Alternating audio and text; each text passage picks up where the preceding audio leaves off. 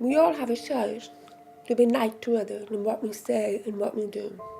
It is shocking and totally unacceptable to learn that tens and thousands of children, including deaf children, are being bullied across the United Kingdom.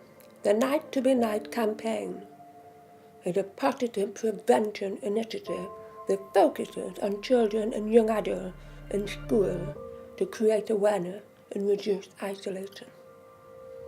Unfortunately, I got beaten up. I was bullied. I got picked on physically and verbally. A lot of kids didn't know how to react around me, didn't know how to respond around me. And I with wires coming out of my ears, and I had a big box on my belt. I kind of stood out.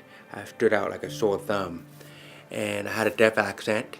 And so a lot of these guys, these bullies, if you call them, would pick on me. There was a time when I was bullied big time, and I didn't know how to handle it because my dad said, don't get into a fight, just run away from problems and stuff like that. The bullying got so bad that I actually learned to stutter, and it was messing up my work. I didn't know how to conduct meetings and so forth. But we finally ended up through therapy to get through that. But bullying was one of the most horrific things that ever happened to me when I was a young boy. I've had people call me names and come up to me and laugh at me, for example, being called a robot. I've also had people come up to me and try and mess with my cochlear implants and try and pull them off. Even when I was on a school trip to Paris, I even had someone pay other people to bully me and try and make them laugh at me, and that made me feel really upset and left out, and that I was singled out from everyone else and I wasn't as good as everyone else. I felt the worst I've ever felt is once at school I cried and I ran away into the toilets, and I didn't want to turn back up to the class and stand there because I feel like everyone would be whispering behind my back and talking to me. I was bullied because of the way I looked, because of the way I talked. I got bullied so much, I went into depression. I did self-harm, which was awful.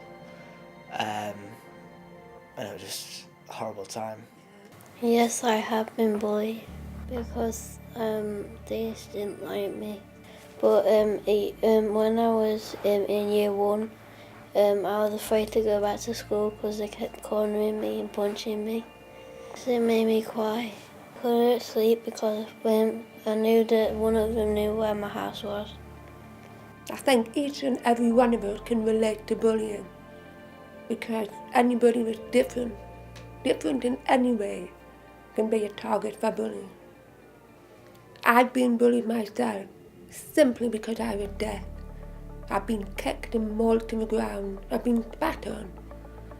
And looking back now as an adult, I realise the impact that had on me growing up.